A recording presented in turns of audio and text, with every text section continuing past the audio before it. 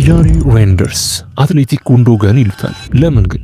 የተወሰነ መመሳሰል ስላለ ነው። በመጀመሪያ ሁለቱም እንደ ሜትሮኖም አማካይ ወደ ኋላ ሳብ ብለው ዲፐር ሮል በመያዝ ኳሱን ሰርኩሌት ማድረግና የጨዋታውን ቴምፖ ሴት ማድረግ፣ ቡድናቸውን በተጋጣሚ ፋይናል ሰርድ እንዲጫወት ማድረግ ይችላሉ። ካስፈለገ ደግሞ ወደፊት ጠጋ ብለው አድቫንስድ ሮል በመያዝ በመስመሮች መሃል በጠባብ ዞን ውስጥ መጫወት ይችላሉ።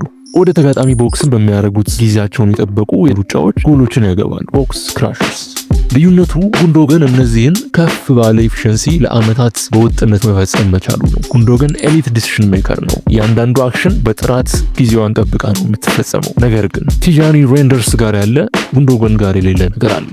አትሌቲዝም፣ ፔስ ኦቨር ዲስታንስ፣ ሰፊና ረዘም ያሉ የሜዳ ዞኖችን የመከላከል አቅም። ቡድኑ በትራንዚሽን እንዳይጠቃ የመከላከል አቅም አለው። በተዘዋዋሪ ሁለተኛው ካሪንግ ዘ ቦል ኦቨር ሎንግ ዲስታንስ፣ በተዘዋዋሪ ለራሱ ቡድን ደግሞ የትራንዚሽን ማጥቃት ትሬት መስጠት ይችላል። በአጠቃላይ ባለው አትሌቲዝም ምክንያት ቲጃኒ ሬንደርስ ከፍ ያለ ዞን ኦፍ ኢንፍሉዌንስ አለው። በቀጣይ የትኛውን ዝውውር እንደዚህ በስሱ ነው? ኮሜንት አድርጉ።